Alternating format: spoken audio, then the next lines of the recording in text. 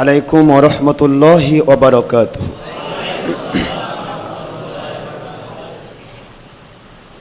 الحمد لله نحمده ونستعينه ونستغفره ونؤمن به ونتوكل عليه ونعوذ بالله من شرور أنفسنا ومن سيئات أعمالنا. من يهد الله فهو المهتدي ومن يضلل فلن تجد له وليا مرشدا.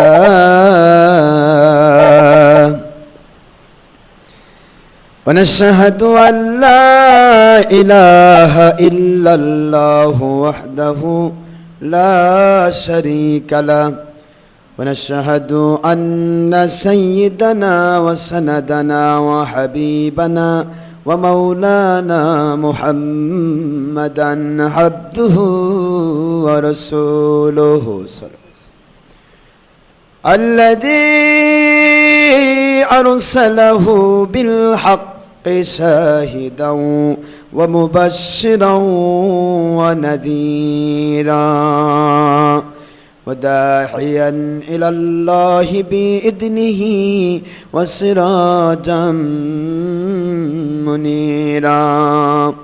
فقد قال الله تعالى في كلامه المجيد وفرقانه الحميد: أعوذ بالله من الشيطان الرجيم. بسم الله الرحمن الرحيم. إن الله وملائكته يصلون على النبي يا أيها الذين آمنوا صلوا عليه وسلموا تسليما. اللهم صل على مولانا رسول الله وعلى آل سيدنا مولانا حبيب الله. আল্লাহ আপনি দয়া করুন, নসিব করুন সোনার মদিনা। আজকের জুমআ কবুল করুন, নসিব করুন সোনার মদিনা। নূর নবীজিকে না দেখাইয়া কবর দেশে নিবেন না। আল্লাহুম্মা সাল্লি আলা সাইয়্যিদিনা মাওলানা রাসূলিল্লাহ ওয়া আলা সাইয়্যিদিনা মাওলানা হাবিবিল্লাহ। সম্মানিত প্রিয় উপস্থিতি, মুসলমান মুমিন মুত্তাকি সম্মানিত ভাইরা, বহু দূর থেকে এবং নিকট থেকে আগত সম্মানিত আমার প্রিয় মুসল্লি ভাই সব, মহান আল্লাহ পাক খলিক মালিক রব, ওনার দরবারে লাখো কোটি শুকরিয়া আমরা আদায় করে নিচ্ছি, যিনি অতীব দয়া পরবশ হয়ে আমাদেরকে মহব্বত করে ভালোবাসা দিয়ে তাঁরই সন্তুষ্টির জন্য, কোনো লৌকিকতা নয়, কাউকে দেখানোর জন্য নয়, কোনো ব্যক্তি স্বার্থে নয়, দলীয় স্বার্থে নয়, কেবলমাত্র একমাত্র শুধুমাত্র আল্লাহ পাক রব্বুল আলামিন এবং ওনার হাবিব নূরে মুজাসসম আখিরি রসুল হুজুর পাক সাল্লাল্লাহু আলাইহি ওয়াসাল্লাম ওনার সন্তুষ্টির জন্য মসজিদে এসে জুমা নামাজ আদায়ের লক্ষ্যে বসবার মতো, সময় দেবার মতো তৌফিক দান করেছেন, এবিলিটি দান করেছেন। সবাই পড়ছি মালিকের দরবারে শুকরিয়া, আলহামদুলিল্লাহ। দরুদ ও সালাম পড়ছি দু জাহানের সাইয়্যিদ সাইয়্যিদুল মুরসালিন ইমামুল মুরসালিন খাতামুন নবিয়্যিন নূরে মুজাসসাম হাবিবুল্লাহ হায়াতুন নবী আখিরি রসুল, যার পরে কিয়ামত পর্যন্ত আর কোনো নবী রসুল আসার সুযোগ নেই। তিনি হলেন আমাদের প্রাণের চেয়ে প্রিয় মুহাম্মাদুর রাসূলুল্লাহ সাল্লাল্লাহু আলাইহি ওয়াসাল্লাম। ওনার প্রতি যার উপরে দরুদ আর সালাম পড়লে আল্লাহ পাক খুশি হয়ে সঙ্গে সঙ্গে প্রতিবার দরুদের বিনিময়ে ৭০ বার রহমত নাজিল করেন। যার উপরে দরুদ সালাম পড়লে আল্লাহ পাক খুশি হয়ে জিন্দেগি থেকে 10টি করে গুনাহ খাতা মাফ করে দেন। আল্লাহ পাক রব্বুল আলামিন তার রহমতের ফেরেশতাদেরকে দোয়া করার জন্য আল্লাহ পাক রব্বুল আলামিন তাদেরকে ব্যস্ত রেখে দেন। সুবহানাল্লাহ। আর হুজুর পাক সাল্লাল্লাহু আলাইহি ওয়াসাল্লাম তিনিও পাক জবানে বলেছেন, হাল্লাত লাকুম শাফাআতি, যারা আমার উপরে দরুদ সালাম পড়ে তাদের জন্য আমি আল্লাহর হাবিবের সুপারিশ কিয়ামতের মুসিবতের দিন ওয়াজিব হয়ে যাবে। সুবহানাল্লাহ। সেই জন্য সবাই পড়ছি সাল্লাল্লাহু আলাইহি ওয়াসাল্লাম। সম্মানিত প্রিয় উপস্থিতি, আমরা একটি কথাই ভালো করে জানি, বুখারী শরীফের হাদিসে এসেছে আল হুব্বু ফিল্লাহ ওয়াল বুগদু ফিল্লাহ। পৃথিবীতে কারো সাথে আমরা ভালোবাসার সম্পর্ক করব তা আল্লাহর সন্তুষ্টির জন্য। মোবাইল মসজিদে প্রবেশের আগেই দয়া করে বন্ধ করে দিবেন, মসজিদে প্রবেশের আগেই বন্ধ করে দিবেন মনে করে। আর একটি কথা বারবারই আমি বলি যে মোবাইলে গানের টোন রাখবেন না। শোনা ভাই, কয়দিনের জীবন, গানের টোন রাখবেন না, বাদ্যযন্ত্র রাখবেন না, কারণ বাদ্যযন্ত্র গান এগুলি ইসলামী শরীয়তে কি তাহলে একটা হারাম জিনিস। আপনি নামাজি, আপনি মুসলমান, হুজুর পাক সাল্লাল্লাহু আলাইহি সাল্লাম ওনাকে মানাই হলো আমাদের মূল উদ্দেশ্য। চেষ্টা করলে তো সমস্যা নেই। আমাদের মোবাইলে যে রিংটোনটা গান না দিয়ে, বাদ্য না দিয়ে অন্য কোনো রিংটোন দেওয়া যাবে না? যাবে তো। যেটা যাবে না সেটা পরের কথা। যেটা একেবারেই হচ্ছে না, তখন আল্লাহ পাকের কাছে ঘৃণার ওই জিনিসটাতে ঘৃণা করে মানসিকতা নিয়ে আল্লাহর কাছে দোয়া করে এটা যদি হয় সেটা আল্লাহ পাক ইচ্ছা করলে মাফ করে দিবেন। কিন্তু যেটাতে আমাদের এখতিয়ার আছে, আমরা এটা ছাড়তে পারি, ছেড়ে দিতে পারি, সেটাতে তো সমস্যা নাই। এটা তো মনের ব্যাপার। কথা ঠিক না বা ঠিক? কি আছে গানে, কি আছে? কিচ্ছু নেই। আমার নবী পাক সাল্লাল্লাহু আলাইহি ওয়াসাল্লাম পাক জবানে বলেছেন, ইন্নাল গিনা ইয়াজিদুল নিফাক। গান বাজনা বাদ্য এগুলি মানুষের ভিতরে মুনাফিকির সৃষ্টি করে। আমাদের কথা নয়, কিন্তু নবী পাক সাল্লাল্লাহু আলাইহি সাল্লাম ওনার পাক জবানে তিনি বলছেন, গান বাদ্য যন্ত্র এগুলি আমি ধ্বংস করার জন্য আসছি। কেন? অযথাই আমি কিছু ধ্বংস করব না, এগুলি করতে এসেছি। আল্লাহ পাক পাঠিয়েছেন এই জন্য যে এগুলি মানুষের অন্তরে মুনাফিকির সৃষ্টি করে। আর একটা মানুষের ভিতরে যখন মুনাফিকির সৃষ্টি হয়ে যায়, তখন নামাজ রোজা হজ জাকাত ভালো কাজ আর তাকে ভালো লাগবে না, সর্দি লাগার মতো হবে। একটা মানুষের যদি সর্দি লেগে যায়, ইনফ্লুয়েঞ্জা হয়, তাহলে গোশতের তরাকাও ভালো লাগে না, ভাজিও ভালো লাগে না, সব যেন কেমন যেন লাগে, তাই লাগে না? মজা লাগবে না, মজাটা নষ্ট হয়ে যায়, স্বাদটা নষ্ট হয়ে যায়। একটা মুসলমানের ভিতরে যখন নিফাক ঢুকে যাবে, মুনাফিকি ঢুকে যাবে, তখন আল্লাহর সন্তুষ্টির কাজের যে একটা মজা, নামাজের যে একটা স্বাদ, ভালো কথা শোনার যে একটা স্বাদ, আল্লাহর সন্তুষ্টির যে একটা মজা, এই মজাটা তার নষ্ট হয়ে যাবে। সে আর ভালো কাজে মজা পাবে না, সে মন্দ কাজে মজা পাবে। যারা বলুন নাউজুবিল্লাহ। এই জন্য নিফাক থেকে বাঁচতে হবে, নিফাকই করা যাবে না। গান বাজনাগুলি এখন বর্তমানে আমাদেরকে বেশি মুনাফিক বানাচ্ছে। গান বাজনা বাদ্য এগুলোতে মানুষের দিলটা নষ্ট হয়ে যায়। আর ইন্নাল মুনাফিকিনা ফিদ দারকিল আসফালি মিনান নার, ইন্নাল মুনাফিকিনা ফিদ দারকিল আসফালি মিনান নার।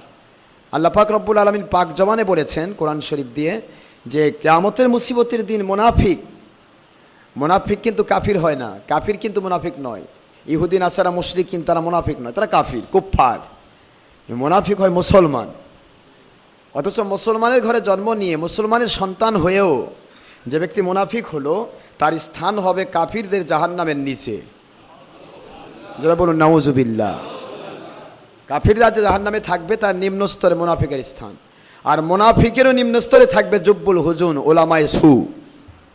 নাউজুবিল্লাহ।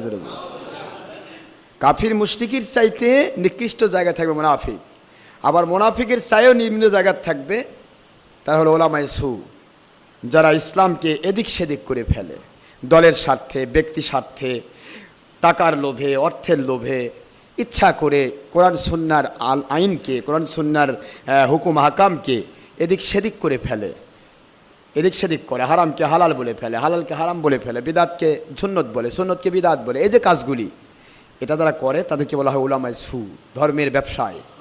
আর এটা যখন করবে তখন ওই মানুষটিকে আল্লাহ পাক বলেন যে তাকে রাখবো আমি জুব্বুল হুজুনে। জুব্বুল হুজুন হচ্ছে জাহান্নামীদের যত গলিত রক্তপুঁজ পড়বে। এটা হাদিস শরীফে আসছে, হুজুর পাক সাল্লাল্লাহু আলাইহি সাল্লামকে বলা, হুজুর পাক সাল্লাল্লাহু আলাইহি সাল্লাম বলছেন ইয়াকুম জুব্বুল হুজুন, তোমরা জুব্বুল হুজুন থেকে নিজেকে হেফাজত করো। জোরে বলুন সুবহানাল্লাহ। তো সাহাবায়ে কেরাম রাদিয়াল্লাহু তাআলা আনহুম বলতে লাগলেন, ইয়া রাসূলুল্লাহ, ইয়া হাবিবাল্লাহ, ওমা জুব্বুল হুজুন, জুব্বুল হুজুনটা কি জিনিস? তখন হুজুর পাক সাল্লাল্লাহু আলাইহি সাল্লাম ব্যাখ্যা দিচ্ছেন, আল্লাহ রাব্বুল আলামিন ওনার জাহান্নামের আগুন, ওই আগুনের ভিতরে যে মানুষগুলি জ্বলবে, ওই জ্বলমান মানুষগুলোর শরীরের যত রক্ত পুঁজগুলি গড়ে গড়ে গড়ে গড়ে পড়তে থাকবে, এটা যখন ড্রেন দিয়ে, এটা যখন নদীর সৃষ্টি করে নিম্নে গিয়ে নামবে, ওই নিম্ন স্তরের জায়গাতে, ওই রক্তপুঁজ সমৃদ্ধ জায়গাতে যে আগুনটা জ্বলবে, এই আগুনের নাম হলো জুব্বুল হুজুন।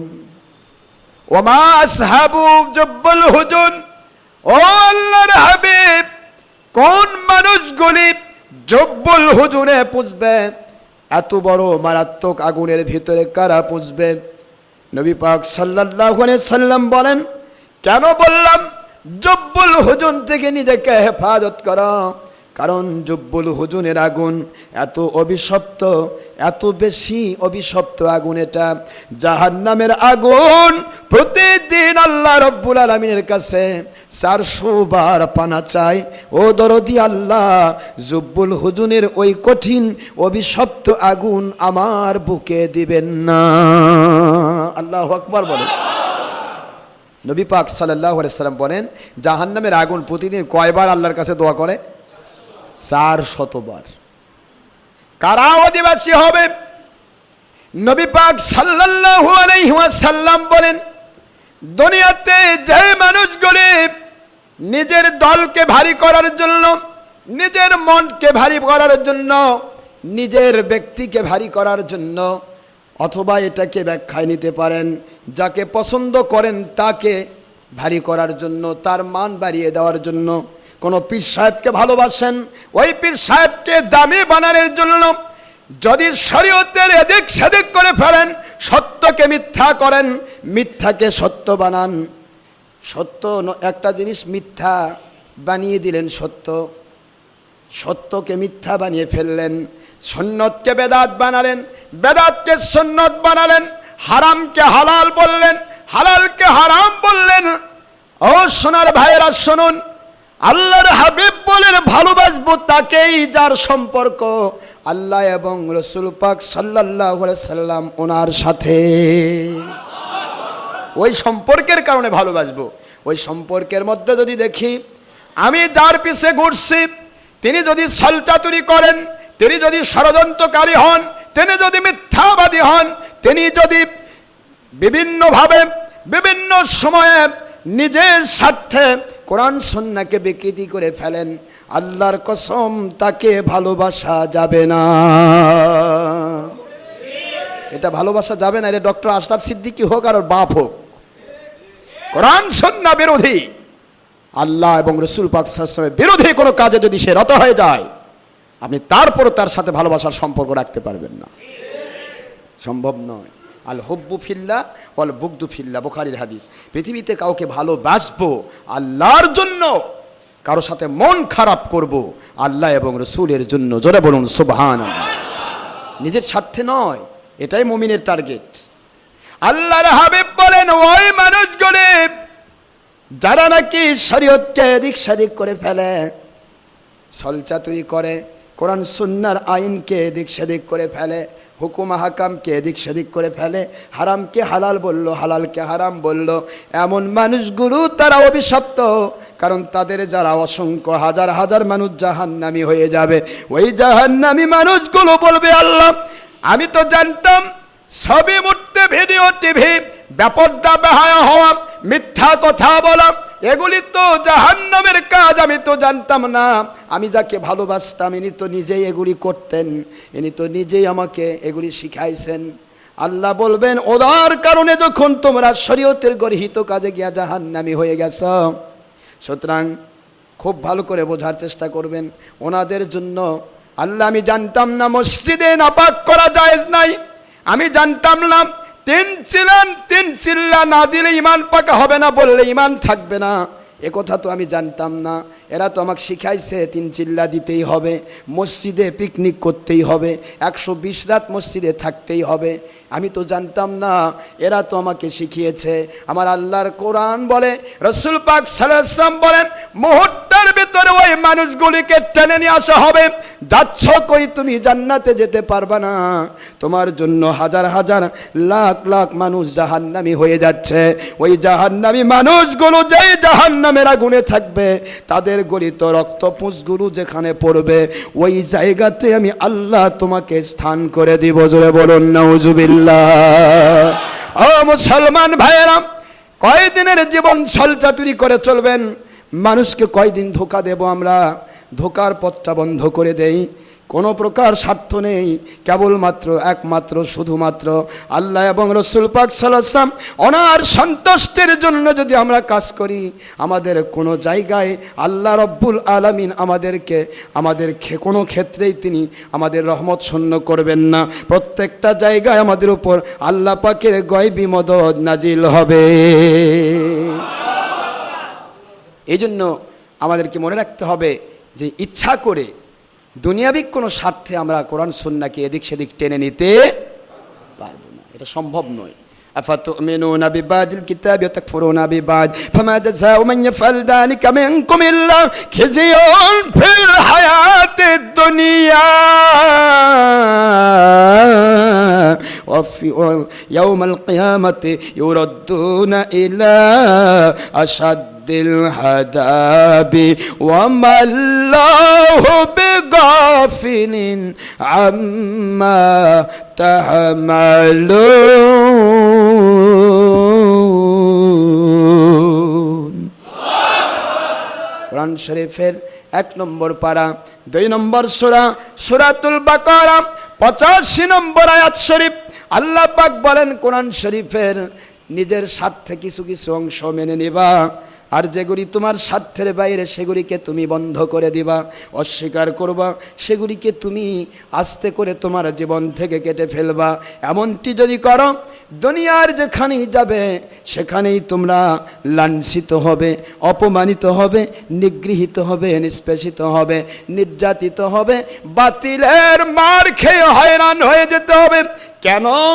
কারণ যে ব্যক্তি একটু মানবো না, কোরআন সুন্নাহর বিভিন্ন জিনিস সুবিধাবাদ হিসেবে গ্রহণ করে আর সুবিধা নয় ছেড়ে দেয়, আল্লাহ বলেন তার উপর আমার গায়বী মদদ নাজিল হবে না। আমার গায়বী মদদ যদি নাজিল না হয়, তাহলে বাতিলের দ্বারা তাকে হয়রান হতে হয়। দুনিয়াতে হয়রান হতে হবে, পেরেশান হতে হবে, আখিরাতে জাহান্নামের আগুনে জ্বলতে হবে। দুনিয়ার মুমিন, ও দুনিয়ার মৌলবী মুন্সি, ও দুনিয়ার ধর্মের নামে দল, তোমরা শুনে নাও, এ দুনিয়ার সব কিছুকে ফাঁকি দিতে পারো, মানুষকে ফাঁকি দিতে পারো, সাধারণ মানুষকে ফাঁকি দিতে পারো, জেনারেল শিক্ষিত মানুষকে ফাঁকি দিতে পারো, দুনিয়ার যারা বোঝে না তাদের ফাঁকি দিতে পারো, কিন্তু আমার আল্লাহ রব্বুল আলামিন বলেন, আমাকে তোমরা ফাঁকি দিতে পারবে না। তোমাদের সকল ব্যাপারই আমি আল্লাহ ভালো জানি।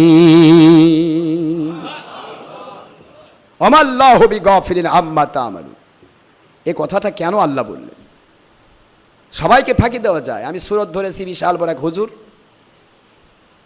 ফাঁকি দিলাম, সবাই জানলো বাপরে কি বড় এক হুজুর যাচ্ছে। কিন্তু ছলচাতুরি, মিথ্যাবাদী, হয়রানি, পেরেশানি, মানুষের উপরে জুলুম, মানুষের উপরে স্বৈরাচার নীতি, এগুলি কখনো চলবে। আচ্ছা বলেন তো, ইসলামী শরীয়তে কোরআন শরীফের আলোচনা ভালো না খারাপ? এখন ভালো জিনিসের বিরোধিতা ভালো মানুষ করে না খারাপ মানুষ করে? এই যে আপনারা বুঝতেছেন যে আমি আপনাদের বলি, আমরা যে কথাগুলি বলি, অনেকে বলে শুধু বাইরের মানুষের কথা বলেন না, আমরা কেন বলি আপনারা একটু চিন্তা করবেন। আজকের দিনে কিন্তু ফুলবাড়িতে আমাদের মাহফিল হওয়ার কথা ছিল, সে 6 মাস আগে আমরা ডেট দিয়েছি। এখন মাহফিলের 6 মাস আগে ডেট দেওয়া হলো, গেট সাজানো হলো, সব হলো, তারপরেও ওই একই মাঠে কত নাচ হয়েছে, গান হয়েছে, কত আপনার থিয়েটার হয়েছে, কত রকমের বিভিন্ন রকমের হারাম কাজ হয়েছে। ওই ক্ষেত্রে কিন্তু কোনো ওই ফুলবাড়িতে যত ধর্ম ব্যবসায়ী খারেজি মৌলবি আছে অথবা তবলিগ সয়সরি তবলিগিরা যারা আছে, ওজিউল্লাহ সহ এই যতগুলা তবলিগিরা আছে, আপনারা বলেন ফুলবাড়িবাসী বা এলাকাবাসী বলেন কোনো দিন কি বলেছে যে এখানে আমরা এই মাঠে কোনো গান বাজনা হতে দিব না, হারাম কাজ শরীয়ত বিরোধী কাজ হতে দিব না, এগুলি বাধা দেওয়া ফরজ, আমরা বাধা দিচ্ছি এবং ওই দিন আমরা মাহফিল করব, এরকম কোনো দিন শুনছেন? শোনেননি তো। কারণ তারা গান বাজনার বিপক্ষে নয়, তারা হারামের বিপক্ষে নয়, তারা হলো হকের বিপক্ষে। এখন কথা যদি আমি বলি তাহলে দোষ হবে। যখন আপনি ঘা করে ফেলবেন, এখন ক্যান্সার হয়ে যাচ্ছে, আমি যদি একটু মলম দিয়ে দিই তাহলে দোষ। কথা বুঝতেছেন? আপনি ঘা করে ফেলছেন, সিলে চামড়া তুলে ফেলছেন, এখন আমি যদি একটু অ্যাজিথ্রোমাইসিন হাই অ্যান্টিবায়োটিক দিয়ে দেই তাহলেই হবে কি দোষ? হ্যাঁ, খালি গাল পারে আমাদের নাম ধরে কয়। আচ্ছা, কোরআন শরীফের মাহফিল আজকে এখানে হচ্ছে। আচ্ছা, আপনাকে শুনেছেন আমাদের তো অনেক ছেলেপেলে আছে সারা বাংলাদেশে, আলহামদুলিল্লাহ আমাদের হাজার হাজার লাখ লাখ ভক্ত আছে। কোনোদিন শুনছেন যে অমুক জায়গায় একটা বাতিলের মাহফিল হচ্ছে, ডক্টর আশরাফ সিদ্দিকী যা বন্ধ করে দিছে? আমরা জীবন করব না কোনো দিন। আল্লাহ পাকের কালামের মাহফিলে যে কেউ করুক, সেটা তার ব্যাপার, তার কথা সে বলবে, আমাদের কথা আমরা বলবো। সাধারণ মানুষ দেখি তাদের তো জ্ঞান আছে, কোনটা মেনে নেয়। এখন এরা দেখতেছে যেভাবে বুঝে দিচ্ছে আমাদের আর রাস্তা নেই, যেভাবে খুলে দিচ্ছে আমাদের পথ বন্ধ হয়ে যাচ্ছে। আরে ভাই, পথ বন্ধ করার জন্য তো আমরা বলছি না, আমরা বলছি আপনি সহ যত লোকগুলিকে নষ্ট করেছেন তাদেরকে সংশোধনের উদ্দেশ্যে, যাতে করে মানুষকে আল্লাহর পথ পেয়ে যায়, জান্নাতি রাস্তা পেয়ে যায়, এই জন্য আমরা করি। তাহলে হক পথে বাধা দেওয়া, তারা একই দিনে মাহফিল ডাকলো, একই দিনে। আমরা এখানে কিছুই করি না, যা একই দিনে মাহফিল ডেকেছে, ভালো কথা। এখন মাহফিলের দিনে একই দিনে যদি 2টা মাহফিল হয়, প্রশাসনের একটা নিয়ম আছে। প্রশাসনিক নিয়ম হলো যে কেউ যদি 2টা মাহফিল এক জায়গায় দেয় তাহলে হট্টগোল হবে। এটাতে হট্টগোল হওয়ার মতো সুযোগ তো নাই, কারণ তারা বাতিল ফেরকে এতই ভয় পায়, আমাদের সামনে হট্টগোল করার মতো হিম্মতও তাদের নাই, সে হিম্মতও নাই। কারণ গতবার তো আমরা ফুলবাড়িতে মাহফিল করেছি 1-2 বছর আগে, সেবার তারা 700 বা 1000 লোক আমাদেরকে ঘিরেছিল। একটা মানুষকে আমরা মাহফিল থেকে উঠতে দিলাম না। আমি বলেছি যে আল্লাহর সন্তুষ্টির জন্য আমরা এখানে এসেছি, আল্লাহর সন্তুষ্টির জন্য আমরা কথা বলবো। যারা এসেছে তারা হয় ওয়াজ শুনবে, নয়তোবা তারা এমনিতেই পালিয়ে যাবে, আপনাদের যাওয়ার দরকার নাই। জোরে কোন সুবহানাল্লাহ। সব মানুষগুলি মাহফিলে বসা, তারা 10টার মধ্যে পাগড়ি টুপি ফেলে পালে চলে গেল। কে পালাই দিল? তাহলে হট্টগোল করার জন্য যে হিম্মতের দরকার, যে মদদের দরকার, যে কলিজার দরকার, ওই হিম্মত কলিজা বা আল্লাহর গয়েবী মদত তাদের উপর নাজিল হবে না। 1000 কেন 1 লক্ষ হোক, হকপন্থী একজনকে তারা 1 কোটি দেখে। যেরকম সুবহানাল্লাহ। সারাটা জীবন তাদের ভয়, কলিজার ভয়। তা আমি আপনাদের খেদমতে বলবো, আজকে আমাদের বিষয় হচ্ছে, সময় একটা হয়তো বেশি লেগে যাবে, বিষয় হচ্ছে কেন সয়সরি তবলিগ জামাত, খারেজি চরমনাই বাতিল ফেরকাগুলো আমাদের বিরুদ্ধে মিথ্যাচার ছড়ায়, আমাদের বিরোধিতা করে। এই বিরোধিতা করার কারণটা কি একটু শোনা দরকার আছে, কি জানা দরকার আছে না? কেন তারা বিরোধিতা করছে, কারণটা কি? কি করেছি আমরা তো কারো পাকা ধানে মই দেই নাই, আমরা তো কারোর সাথে মারামারি করি নাই, কারোর সাথে জমি কাজা হয় নাই, কারোর সাথে কোনো দিন গরু বকরি নিয়ে মারামারি হয় নাই, কোনো দিন কারোর সাথে আমাদের ঝগড়া হয় নাই। তাহলে তারা আমাদের বিরোধিতা করছে কেন? একটা মানুষ চিনেই না আমাকে, জীবনে দেখেনি, তারপরেও কয় যে ওই ভণ্ড। কারণ সয়সরি তবলিগ জামাত আমি করি না। আমার কথা বলছেন নাকি? তবলিগ না করলে সে ভণ্ড হয়ে গেল? তা এখন আপনাদের খেদমতে বলবো, শোনা ভাইরা, হককে যখন কেউ বাতিল বলে আর বাতিলকে যখন হক নামে চালিয়ে দেয়, তখন আর বোবা শয়তান সাজা যাবে না, তখন সত্য কথা বলা উত্তম জেহাদ হয়ে যায়। এমনিতে কেউ বলুক করুক, সারাদিন করুক, কিন্তু যখন বাতিলকে হক নামে চালিয়ে দেয়, হককে বাতিল নামে চালিয়ে দেয়, কথা বুঝতেছেন তো, তখন আর বসে থাকা যাবে না, তখন কথা বলতে বাধ্য হতে হবে। এই জন্য আমরা বলছি, আজকে ভালো করে শুনুন, তারা কেন বিরোধিতা করছে, করে কেন বিরোধিতা। মাহফিল তো বন্ধ করা মুসলমানের কাজ নয়।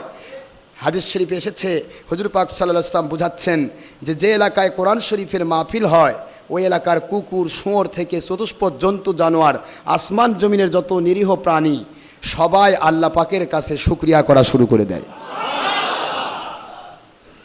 ও দরদি আল্লাহ, আমার এই এরিয়ার ভিতরে আপনার পবিত্র কালামের আলোচনা হবে, এর চাইতে বেশি সৌভাগ্য, এর চাইতে বেশি মজা আমাদের জন্য আর কিছু নাই। জোরে কোন সুবহানাল্লাহ। তাহলে কুকুর খুশি হলো, শুয়োর খুশি হলো, চতুষ্পদ জানোয়ার খুশি হলো, আর চতুষ্পদ জানোয়ারের নিকৃষ্ট ছয়শ্রী তবলিগীরা খুশি হতে পারলো না। এরা জন্তু জানোয়ারের চেয়ে নিকৃষ্ট, এরা কোরআন শরীফকে ভালোবাসে না, আল্লাহর কসম, এরা কোরআন সুন্নাহকে ভালোবাসে না, এরা উপরে শুধু লেবেল নিয়ে চলে। তার কথাটা, এই কথার উপরে ভিত্তি করে আমি বুখারী শরীফের হাদিস একটা বলি, শুনবেন আপনারা? একটু শুনুন বুখারী শরীফের হাদিস। বলবেন যে হুজুর বানিয়ে করছেন না, আমি একবার কেতাব থেকে বলে দিচ্ছি কোন কেতাবের কত পৃষ্ঠা এসেছে। হাদিসটা শুনবেন গুরুত্বের সাথে, পাশাপাশি বোঝার চেষ্টা করবেন এবং ইন্ডিকেট করবেন এই দলটা কোনটি হতে পারে। বর্তমানে আমরা যেটা পাচ্ছি আসলে এটাই কি সেই দল, একটু চিন্তা করবেন। হুজুর পাক সাল্লাল্লাহু আলাইহি ওয়াসাল্লাম ১৫০০ বছর আগে হাদিস বর্ণনা করেছেন। এই হাদিস শরীফ আমি বর্ণনা করতেছি বুখারী শরীফ থেকে, একটু খুব ভালো করে শুনুন। আর অনেক বড় হাদিস, এটা আরবি সহ বলতে সময় লাগবে, আরবি সহই আছে, কিন্তু আমি কেতাব দেখে একবারে ডাইরেক্টই বলছি যাতে করে আপনাদের ভিতরে সন্দেহ না থাকে যেটা তার বানানো কথা কিনা। হাদিসের ভিতরে কোনো বানানো কথা ঢোকানো যাবে না। এখানে খুব ভালো করে বুঝবেন, হাদিস শরীফের কেতাব দিয়ে আমি বলছি, হাদিসের কোটেশনটা আপনারা শুনুন। হুজুর পাক সাল্লাল্লাহু আলাইহি ওয়াসাল্লাম হাদিস শরীফ এসেছে কোন কোন কেতাবে, সেই কেতাবটা আগে লিখে নেন, আমাদের এটা ইন্টারনেটে যাবে। আমরা তো কোনো জিনিস গোপনে করব না, সব প্রকাশ্য, সবাই যেন শুনতে পারে, বুঝতে পারে। এরপরে মানা না মানা এটা তার ব্যাপার, আমাদের দায়িত্ব সংশোধনের উদ্দেশ্যে বলা, কারো উপর রাগ করা নয়, কোনো মানুষের ব্যাপারে বিরোধিতা নয়। আমাদের উদ্দেশ্য আল্লাহর সন্তুষ্টির জন্য কিছু কথা বলতেই হয়। সেটা হলো, এখানে আসছে বুখারী আরবি ভলিউম দিল্লি ছাপা, দ্বিতীয় খণ্ড 1188 পৃষ্ঠা। বুখারী আরবি ভলিউম দ্বিতীয় খণ্ড 1024 পৃষ্ঠা। মুয়াত্তা ইমাম মালিক আরবি ভলিউম 138 পৃষ্ঠা প্রথম খণ্ড। আবু দাউদ শরীফ তিরমিজি আরবি দিল্লি ছাপা প্রথম খণ্ড 656 পৃষ্ঠা এবং 462 পৃষ্ঠা। মিশকাত শরীফ আরবি দ্বিতীয় ভলিউম 455 পৃষ্ঠা।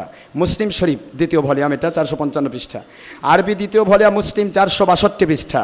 মিরকাত শরহে মিশকাত, লুমআত শরহে মিশকাত, আশআতুল লুমআত শরহে মিশকাত, ফতুল বারী শরহে বুখারী, ফয়জুল বারী শরহে বুখারী, উমদাতুল কারী শরহে বুখারী, ফতহুল মুলহিম শরহে মুসলিম ইত্যাদি সহ প্রায় 50টিরও বেশি হাদিস শরীফের কিতাবে এই হাদিস শরীফটা উদ্ধৃত হয়েছে। যে হাদিস শরীফ আমি আপনাদের কাছে বর্তমানে তুলে ধরছি, হাদিসের বর্ণাকারী হচ্ছেন হাদিসের বর্ণাকারী হচ্ছেন হজরতে আবু সাঈদ খুদরি রাদিয়াল্লাহু তাআলা আনহু। তিনি বলতেছেন, নূরে মুজাসসাম হাবিবুল্লাহ হায়াতুন নবী হুজুর পাক সাল্লাল্লাহু আলাইহি ওয়াসাল্লাম ইরশাদ করেন, আমার বেসাল শরীফের পরে, আমার পৃথিবী থেকে হায়াতুন নবী হিসেবে রওজা পাকে স্থানান্তর হওয়ার পরে হুজুর পাক সাল্লাল্লাহু আলাইহি ওয়াসাল্লাম বলেন, পূর্ব দেশগুলোর মধ্যে হতে একটি দেশে, আমার আরব্য রাজ্যের পূর্ব দেশগুলোর মধ্য থেকে একটি দেশ হতে, আরবের পূর্ব দেশের মধ্যে একটি দেশ, সেটা হলো ভারত। সেটা কি? ভারত। রাসূল পাক সাল্লাল্লাহু আলাইহি ওয়াসাল্লাম বলেন, সেখান থেকে একটি জামাত, ক্লিয়ার কিন্তু হাদিসের ইবারত, একটি জামাত দ্বীনের তাবলীগের নামে বের হবে, দ্বীনের তাবলীগের নামে বের হবে। তারা কোরআন পাঠ করবে, তাদের কোরআন পাঠ তোমাদের কোরআন পাঠের তুলনায় খুবই সুন্দর হবে, সারাদিন মনে হয় কোরআন নেই পড়ে থাকবে। তাই করে কি না? আপনারা তো হালাল রুজি কামাই নিয়ে ব্যস্ত, ওরা মসজিদে খালি কোরআন পড়তেছে, মানুষকে দেখাচ্ছে ভাই কোরআন পড়তেছি। একটু খেয়াল করেন, কোরআন পাঠের নামে তারা সারাদিন কোরআন নিয়েই থাকবে। তাদের কোরআন পাঠের তুলনায় আপনাদের কোরআন পাঠের তুলনায় তাদের কোরআন পাঠের তুলনাটা অনেক উন্নত মানের হবে। কোরআনের প্রতি বাধ্যত তাদের ভক্তি, শ্রদ্ধা, আন্তরিকতা দেখে মনে হবে যেন ওরা কোরআনের জন্য এবং কোরআনও ওদের জন্য। কিন্তু প্রকৃতপক্ষে ওরা কোরআনের প্রতিটি আয়াতের উপরে ঈমান রাখবে না এবং কোরআনের সবগুলো নির্দেশের উপরে আমল করবে না। আমি কিন্তু হাদিস বলছি। এই জামাতের অধিকাংশ লোক হবে অশিক্ষিত ও মূর্খ। খুব ভালো করে বুঝবেন, অশিক্ষিত, এতই মূর্খ কোরআন শরীফের মাহফিলের বাধা দেয়। অথচ তুমি মাঝে ঘোরে, মসজিদে পিকনিক করে, আর কোরআন শরীফ মাহফিলে বাধা দিচ্ছে। যেমন কোরআন ও হাদিসের জ্ঞানে হবে মূর্খ, তেমনি সাধারণ জ্ঞানে হবে মূর্খ। এই জামাতে যদি কোনো শিক্ষিত লোক যোগদান করে তাহলে তার আচরণ ও স্বভাব হয়ে যাবে জামাতে যোগদানকারী অন্যান্য মূর্খদের মতোই। মূর্খরা যেমন মূর্খদের আনুগত্য করবে, তেমনি শিক্ষিত লোকটিও মূর্খদেরই আনুগত্য করতে থাকবে। এটাতে আপনারা বুঝবেন যে এ জামাতে যারা যায় তারা যদি 3 চিল্লা দেয়, ওটা যদি গরুর রাখালো হয়, ওটা হয়ে যায় আমির। আর মহা টাইটেল পাস আর দাওরা পাস মৌলবি হোক, সে যেহেতু 3 চিল্লা দেয়নি, সে হবে ওই আমিরের গোলাম। কথা বুঝতেছেন তো? হাদিসগুলি বোঝার চেষ্টা করবেন। এ জামাতের বয়ান ও বক্তৃতায় থাকবে কেবল ফজিলতের বয়ান। 1 টাকা খরচ করে খাইলে 49 কোটি টাকা আল্লাহ রাস্তায় দান করার সওয়াব। শুনছেন তো? এগুলি তো হয় প্রতিটা জায়গাতে বলে। 1 টাকা খরচ করে খাইলে, খাবে নিজে আর খরচ করার খাইলো নিজে আর দান করার সওয়াব পাইলো। তো 1 টাকার বিনিময়ে 1 টাকা না, 10 টাকা নয়, 700 নয়, কত? 49 কোটি। কথা বুঝতেছেন তো আমার? তো এখানে ফজিলতের বয়ান হবে, বিভিন্ন আমলের সর্বোচ্চ ফজিলতের প্রমাণবিহীন বর্ণনাই হবে তাদের বয়ানের বিষয়বস্তু। হে মুসলমানগণ, ওই জামাতের লোকদের নামাজ, রোজা, অন্যান্য আমল এতই সুন্দর হবে যে তোমরা তোমাদের নামাজ, রোজা ও আমল সমূহকে তাদের তুলনায় তুচ্ছ মনে করবে। এ জামাতের লোকেরা সাধারণ মানুষকে কোরআনের পথে তথা দিনের পথে চালার নামে ডাকবে, কিন্তু চলবে তারা তাদের তৈরি কথা ভ্রান্ত পথে। সত্য পথে ডাকলেও তারা কোরআনের পথে চলবে না। তাদের ওয়াজ ও বয়ান হবে মধুর মতো, ব্যবহার হবে চিনির মতো সুস্বাদু, তাদের ভাষা হবে সকল মিষ্টির চাইতে মিষ্টি, তাদের পোশাক পরিচ্ছদ, ধরন ধারণ হবে খুবই আকর্ষণীয়। যেমন একটি হরিণ তার দিকে মানুষের মন আকৃষ্ট করে, হরিণ শিকারী সুবর্ণ হরিণ দেখে হরিণের পেছে যেমন ছুটতে থাকে, তেমনি সাধারণ মানুষ তাদের মিষ্ট ব্যবহার, আমলের প্রদর্শনী ও সুমধুর কথা শুনে এবং কিছু সামান্য আমলের লেভেল দেখে তাদের জামাতের দিকে সাধারণ মানুষ ছুটতে থাকবে। তাদের অন্তর হবে বাঘের মতো হিংস্র। প্রমাণ করুন। কোরআনের মাহফিল তারা হিংসা করে একই দিনে মাহফিল ডেকে 144 ধারা জারি করে নিচ্ছে। এটা কি হিংসক ছাড়া অন্য কেউ করতে পারে? এটা তো হিংস্র ব্যবহার। এখানে দেখেন, হিংস্র হবে। বাঘের অন্তরে যেমন কোনো পশুর চিৎকারে মমতা প্রবেশ করে না, তেমনি কোরআন ও হাদিসের সত্যবাণী যতই মধুর হোক তাদের অন্তরে প্রবেশ করবে না। তাদের কথাবার্তা, আমল, আচরণ, বয়ান যেগুলি তারা তাদের জন্য নির্ধারণ করে নিয়েছে, তার ভিতরকার কোরআন সুন্নাহ বিরোধী আমল বর্জন করে কোরআন সুন্নাহ মোতাবেক আমল করার জন্য যতবার কেউ কোরআন ও সুন্নাহ প্রদর্শন করুক, বাঘের অন্তরে যেমন মমতা প্রবেশ করে না, তেমন তাদের অন্তরে কোরআন সুন্নাহর মমতা প্রবেশ করবে না। তাদের জামাতে প্রবেশ করার পর তাদের মিষ্টি ব্যবহারে মানুষ হবে মুগ্ধ, কিন্তু ওই মনোমুগ্ধ ব্যবহারের পেছনে জীবন ধ্বংসকারী আর্সেনিকের মতো ইমান বিনষ্টকারী, ইসলামী মূল্যবোধ বিনষ্টকারী মারাত্মক বিষ বিরাজমান থাকবে। তাদের প্রশিক্ষণ ধীরে ধীরে মানুষের অন্তর হতে আল্লাহ পাক ও রসুল পাক সাল্লাল্লাহু আলাইহি ওয়াসাল্লামের সত্যিকারে আনুগত্যের প্রেরণা শেষ করে দিবে এবং জামাতের আমিরদের আনুগত্যের প্রতি তাদের মরণপণ আকৃষ্ট করবে। খেয়াল করুন, জামাতের আমিরকে ভালোবাসতে গিয়ে আল্লাহ এবং রসুলকে তারা ভুলে যাচ্ছে। যা বলবে তাই কোরআনের বিরোধী সব, কিন্তু হাদিস বলছে, এগুলি বানানো কোনো কথা নেই এর ভিতরে। হুজুর পাক সাল্লাল্লাহু আলাইহি ওয়াসাল্লাম বলেন, আমিরগণ দেখতে হবে খাঁটি পরহেজগার দিনদার ব্যক্তিদের মতো, কিন্তু তাদের অন্তর হবে ইবলিসের মতো, কোরআন সুন্নাহর প্রতি বিদ্রোহী। কোরআন সুন্নাহর পক্ষে যে মানুষগুলি থাকবে তাদের বিপক্ষে বিদ্রোহী। জোরে কোন নাউজুবিল্লাহ। আমিরগণ যা করে যাচ্ছে তার মধ্যে কোরআন সুন্নাহ বিরোধী কোনো কাজ কখনো কেউ ধরিয়ে দিলেও কোনো ক্রমেই তা পরিবর্তন করতে প্রস্তুত হবে না।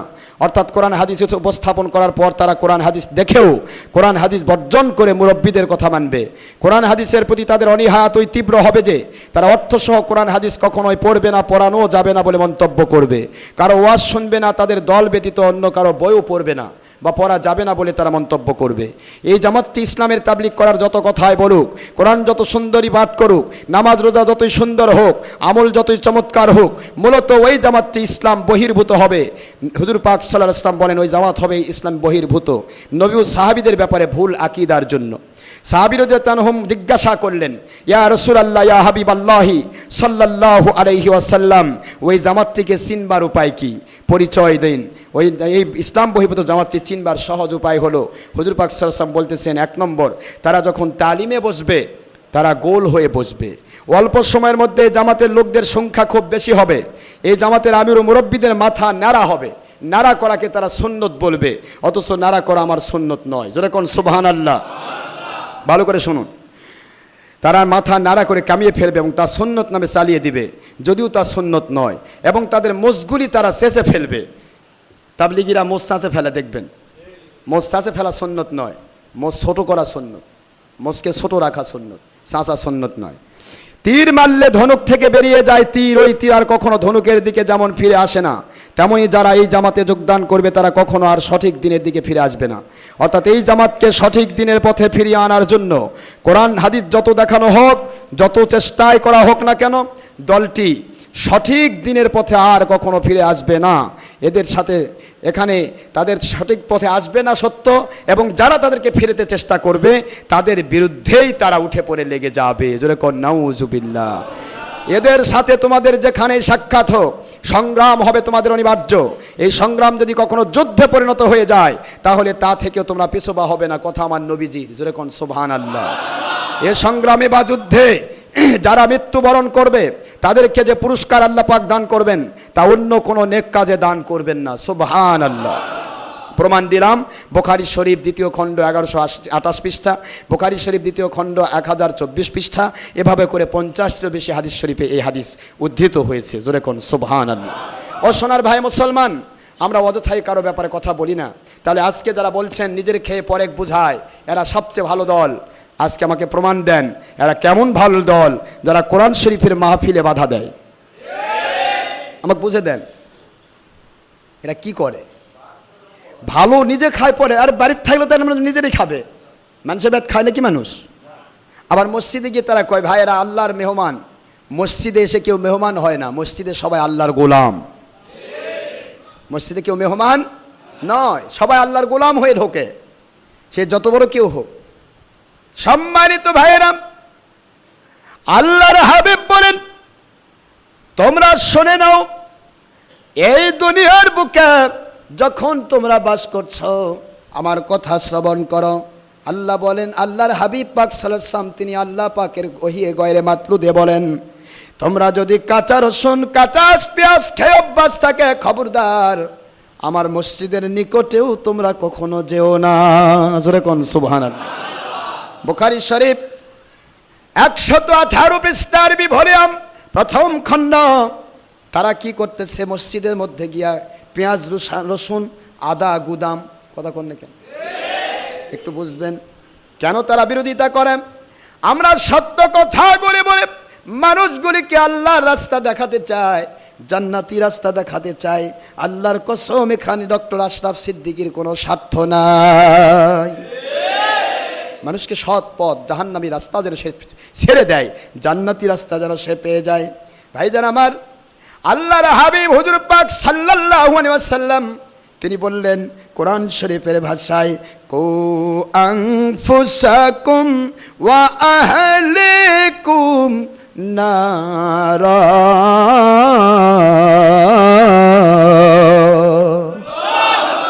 তোমরা নিজেরা জাহান্নামের আগুন থেকে বাঁচো, তোমাদের পরিবারকে জাহান্নামের আগুন থেকে বাঁচাও। আল্লাহু আকবার, জোরে কর। কোরআন শরীফের 28 পারা সূরাতুত তাহরিম 8 নম্বর আয়াত শরীফ 6 নম্বর আয়াত শরীফ আল্লাহ বললেন নিজে জাহান্নাম থেকে বাঁচো, পরিবারকে অধীনস্থ মানুষগুলোকে জাহান্নামের আগুন থেকে বাঁচাও। আল্লাহর হুকুম মানা ফরজ না নফল?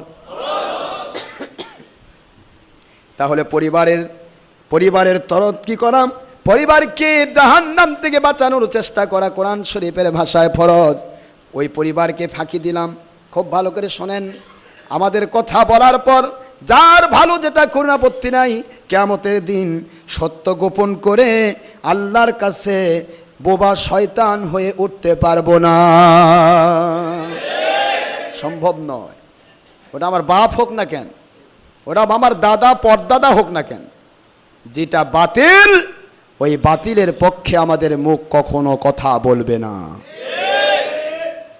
বাতিলের বিপক্ষেই যাবে। কষ্ট হচ্ছে আপনাদের? তো রাসূল পাক সাল্লাল্লাহু আলাইহি সাল্লাম বললেন কোরআন শরীফের ভাষায়, হালাল রুজি কামাই করা ফরজ। হালাল রুজি কামাই করা কি? হালাল রুজি কামাই করা ফরজ। কোথায় আছে? সূরাতুল জুমা 9 নম্বর আয়াত শরীফ, 28 পারা।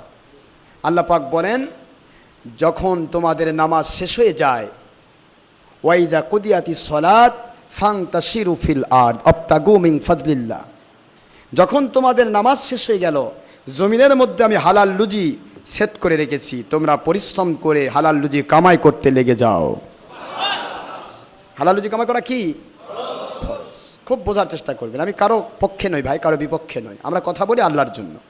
এখানে হালাল রুজি কামাই করা একটা ফরজ, নিজের স্ত্রীর হক আদায় করা নফল। কথা জোরে কোন? জাহান্নাম থেকে বাঁচানোর চেষ্টা করা কোরআন শরীফের ভাষায় ফরজ। বিবি, সন্তান, নিজের পরিবার, অধীনস্থদেরকে বাঁচানোর চেষ্টা করা ফরজ একটা হালাল রুজি কামাই করা ফরজ। আরেকটা হলো নিজের স্ত্রী আপনার বাড়িতে লাউ কদু খাওয়ার আসে নাই, এসেছে আপনার বাড়িতে একটা মানবিক চাহিদাকে সামনে নিয়ে। যে ভাইগুলো না বুঝে কন নিজের খায় পরে বুঝায়, আপনি কিছুই বোঝেন না। এখন আপনি ইসলামের ঘোড়ার ডিমও বোঝেননি, আপনি কিছুই বোঝেননি। কিসের কি বুঝছেন? নিজের খায় পরে বোঝায়। কি বুঝায় এরা ডেকে নিয়ে খেলে কোনো মতে একটা সাধারণ মানুষকে ধরে নিয়ে যদি একবার যদি 3 চিল্লা দেওয়ানো যায়, ওই মানুষটা এসে হয়ে যায় আল্লাহর ওলিদের দুশমন, ওই মানুষটা হয়ে যায় নবী পাক সাল্লাল্লাহু আলাইহি ওয়াসাল্লামের দুশমন। সে এসে যায় বিভিন্ন কটূক্তি করে, সাহাবায়ে কেরাম মূর্খ ছিল, মিলাদ কিয়াম করা যাবে না, বিভিন্ন কথা। নবী মাটির মানুষ, নবী আমাদের মতো, নাউজুবিল্লাহ। জোরে কোন? এরা কি শিখাচ্ছে? কি চিনেন আপনি? কি জানলেন আপনি? এই জন্য আমরা বলছি, ইন্টারনেটের মাধ্যমে আজকে আমার এখানে যে কয়েকশো বা যে 1000 বা যাই কিছু থাকেন, যে কয়জন লোক আছেন তারা শুনছেন, পাশাপাশি এটা ইন্টারনেটের মাধ্যমে আমি সরাসরি তাবলীগী যারা করেন সমস্ত আমির ওমরা থেকে শুরু করে সমস্ত বড় বড় নেতা খেতা যারা আজকে 2 নম্বরই করে করে জীবন শেষ করছেন, শেষ বয়সে আসে মসজিদ নাপাক করা শুরু করছেন, আর মানসক দেখাচ্ছেন আমি কি সেরা হয়ে গেছি বাবা, হুজুর সাজিয়েছি। এখানে গেলে হুজুর সাজা যায়, আল্লাহর কসম কিয়ামত পর্যন্ত হুজুর হওয়া যাবে না। পায়খানা পেশাবের ড্রেনে কখনো দুধ পাওয়া যায় না, দুধ পেতে গেলে গাভীর কাছে যাওয়া লাগে, ষাঁড়ের কাছেও হয় না। ষাঁড়ের কাছে গেলে পেশাব পাওয়া যায়। কথা কি বুঝতেছেন? তো শেষ বয়সে আজ করছে বাপরে জীবন শেষ করছি বলে এখন একটু মসজিদে মসজিদে ঘুরে বেড়ায়। মসজিদে মসজিদে ঘুরে বেড়ার জায়গা না। আমার নবী পাক সাল্লাল্লাহু আলাইহি ওয়াসাল্লামের বুখারীর হাদিস, 3টি মসজিদ ছাড়া কোনো মসজিদ সফরের উদ্দেশ্যে যাওয়া হারাম। কয়টা মসজিদ? আরে কথা বলে কয়টা মসজিদ? সফরের উদ্দেশ্যে যাওয়া হারাম। নামাজ পড়ার জন্য যাবেন, সফর উদ্দেশ্যে আপনি যেতে পারবেন না। সফর মানে কি? এই যে করছে আমরা মুসাফির ভাই, আমরা 3 চিল্লা দিয়ে বেড়াচ্ছি। 3টি মসজিদ ছাড়া কোনো মসজিদে যাওয়া হারাম। 1 নম্বর বাইতুল আকসা, যেখানে 1 রাকাত নামাজ পড়লে 25,000 রাকাতের সওয়াব পাওয়া যায়, যেটাকে বলা হয় বাইতুল মুকাদ্দাস, জেরুজালেম। 2 নম্বর হচ্ছে বাইতুল্লাহ শরীফ, বাইতুল্লাহ শরীফ, যেখানে 1 রাকাত নামাজ পড়লে 1 লক্ষ রাকাত নামাজের সওয়াব পাওয়া যায়। 3 নম্বর হচ্ছে হযরত রাসূল পাক সাল্লাল্লাহু আলাইহি ওয়াসাল্লাম তৈরি করা মসজিদে নববী শরীফ, এখানে 1 রাকাত নামাজ পড়লে 50,000 রাকাতের সওয়াব পাওয়া যায়। আর সয়শ্রী তবলিগীদের সাথে গেলে 1 রাকাতে 49 কোটি রাকাত সওয়াব পাওয়া যায়। দেখছেন ফজিলত? হেরেম শরীফ ফেল, হেরেম শরীফে 1 লাখ, আর এদের পিছে 49 কোটি। লাখ কই পাবেন? 49 কোটি গুণ। নাউজুবিল্লাহ, জোরে বলুন। এই যে ফজিলতের বয়ান, আমার নবী বললেন এদের ওয়াজ হবে শুধু ফজিলতে, 2 নম্বরই ফজিলত। কষ্ট হচ্ছে আপনাদের? সম্মানিত ভাইরা, 3টি মসজিদ ব্যতীত কোনো মসজিদ সফরের জন্য যাওয়া যাবে না, এটা আমার নবীর কথা। আর এখান থেকে এই হাদিসটা চালিয়ে দিল ওয়াহাবিরা, মাজার জিয়ারত করা যাবে না। মসজিদের জিয়ারত মাজারত নিয়ে আসে লাগিয়ে দিচ্ছে। মাজার মানে জিয়ারতের স্থান, এটা নামই হচ্ছে জিয়ারতের স্থান। মাজার জিয়ারত করা নবীজি পাক সাল্লাল্লাহু আলাইহি ওয়াসাল্লামের খাস সুন্নত। জিয়ারত করা, আবার মাজারত যায় কয় বাবা দেন ঠাকুর দেন, এ শিরক করা যাবে না। মাজার জিয়ারতের স্থান, আর মসজিদ জিয়ারতের স্থান নয়, মসজিদ সেজদা করার স্থান। যারা কন্যা সুবহানাল্লাহ, দুইটাই জরফে মাকান। মসজিদ সেজদা করার স্থান মসজিদ শব্দের অর্থ, আর মাজার শব্দের অর্থ জিয়ারত করার স্থান। তো মসজিদ শব্দের অর্থ সেজদা করার স্থান। সেই মসজিদে গিয়া করছেন, তাদেরকে আমি খেদমতে বলবো, আসুন। 1 নম্বর ফরজ ছিল বিবির হক আদায় করা। বিবি এসছে কলা বাগুন খাওয়ার জন্য নয়, একটা মানবিক চাহিদা নেওয়ার জন্য। আপনার তার বাবার বাড়িতে 20 বৎসর আল্লাহ পাকের বান্দিকে সে পালন করলো, আর এই 20 বৎসরের হীরকখণ্ডকে একজন পরপুরুষের কাছে পাঠিয়ে দিল ইসলামী শরীয়তকে রক্ষা করতে গিয়ে। একজন পরপুরুষের কাছে পাঠিয়ে দেওয়া হলো শুধু মানবিক চাহিদা। তার ফান্ডামেন্টাল রাইটের মধ্যে একটা চাহিদা আছে, এই চাহিদা হচ্ছে আপনি মাসে পারেন, বৎসরে পারেন, মাসে 4 বার, 1 বার, 2 বার, আল্লাহর কুদরত আপনাকে যতটুকু পাওয়ার দিয়েছেন আপনি সেই অধিকারটুকু তাকে দেবেন। সেটা তো তাকে দিলেনই না, বরং একদিকে দিলেন বিবির হক ফাঁকি, ফরজ ইবাদতে দিলেন ফাঁকি। দ্বিতীয় নম্বরে ওই জিনিসগুলি আবার মসজিদে গিয়ে দিলেন ঢালে। 3 চিল্লার নামে গেলেন। ভালো করে শুনুন, খাদ্যে শুনতে খারাপ লাগতেছে, কিন্তু আসলে এগুলি সত্য কথা। ভাইরা আমার, সারা দুনিয়ার সব জায়গায় যদি আমার বিরুদ্ধে মামলা হয়ে যায়, জেল হয়ে যায়, ফাঁসি হয়ে যায়, তারপর আমি সত্য কথা বলা বন্ধ করব না। কোন চোর ডাকাতকে খুশি করার জন্য, 2 নম্বর মূর্খকে খুশি করার জন্য। মূর্খ সত্য বললেও সে বুঝতে চায় না, কোরআন বললে সে কয় ওরা কি ভুল করতেছে। ভুল করার কথা নয়, কোরআন শরীফের বাইরে যে যাবে সে আবার বাবা হোক, ওটা বাতিল পথে চলে গেছে, ওটার পক্ষ আমি নিতে পারবো না। আর কোরআনের পক্ষে, সুন্নাহর পক্ষে আমার মহাশত্রু থাকুক, সে অবশ্যই হক পথে আছে। এটাই হলো ইসলাম, এখানে পার্সিয়ালিটির কোনো সুযোগ নেই।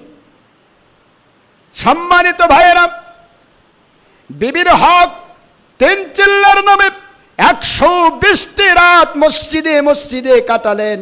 ওই মসজিদে গিয়ে বিবির হক ওভারফ্লো করে দিলেন। ওভারফ্লো হবে কি না? যদি পুরুষ হয় কমের পক্ষে তার স্ত্রীর কাছে 1 মাসে 1 বারও না যায়, তাহলে তার 1 মাসে কমের পক্ষে 1 বার বা 2 বার ওভারফ্লো হবে, নাইট পলুশন হবে, স্বপ্নদোষ হবে। এখন এই ওভারফ্লোটা যে হলো, মসজিদ শব্দের অর্থ সেজদা করার স্থান। তো সেজদার স্থানে গিয়া আপনি আপনার বিবির হক ঢালে দিলেন, আর করছেন যে নবী আলাকাম। কি শিখাচ্ছে, কি শিখায় এরা? নবী আলাকাম বলে চালিয়ে দিলেন। কোন নবী? নবীদের উপরে তো ঘুমালে ওযু নষ্ট হতো না। সুবহানাল্লাহ জোরে বলুন। বুখারীর হাদিস, আইনাইনি ইয়াতারামান ওয়ালা ইয়ানামু কলবি, আমার চক্ষু ঘুমায়, দিল জাগ্রত থাকে, এই জন্য ঘুমের ভিতরে আমার ওযু নষ্ট হয় না। নবীজি পাক সাল্লাল্লাহু আলাইহি ওয়াসাল্লামের স্বপ্নদোষ তো দূরের কথা, ওযু নষ্ট হয় না ঘুমের ভিতরে, আর তুমি ঘুমালে বেটা স্বপ্নদোষ হয়, আর তুমি করছো নবী আলাকাম। কিসের নবী আলাকাম এটা? নবীজির উপর মিথ্যা অপবাদ দিলে ইমান থাকে নাকি?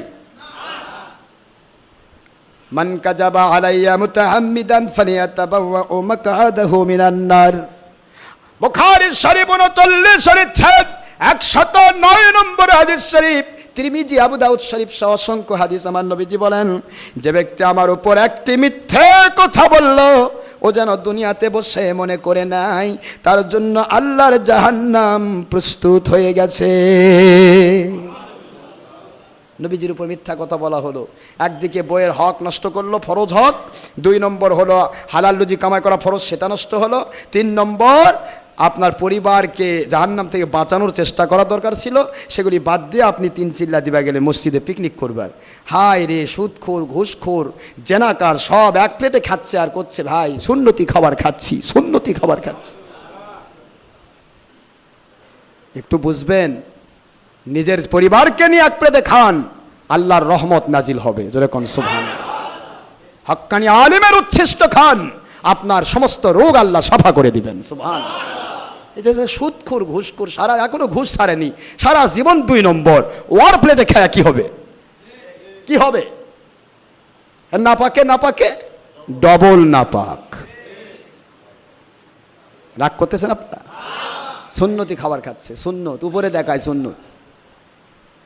সোনার ভাইয়েরা, আল্লাহর হাবিব হুজুর পাক সাল্লাল্লাহু আলাইহি সাল্লাম বুঝাইলেন নিজের পরিবারের অধীনস্থদেরকে জাহান্নাম থেকে বাঁচানোর চেষ্টা করতে হবে।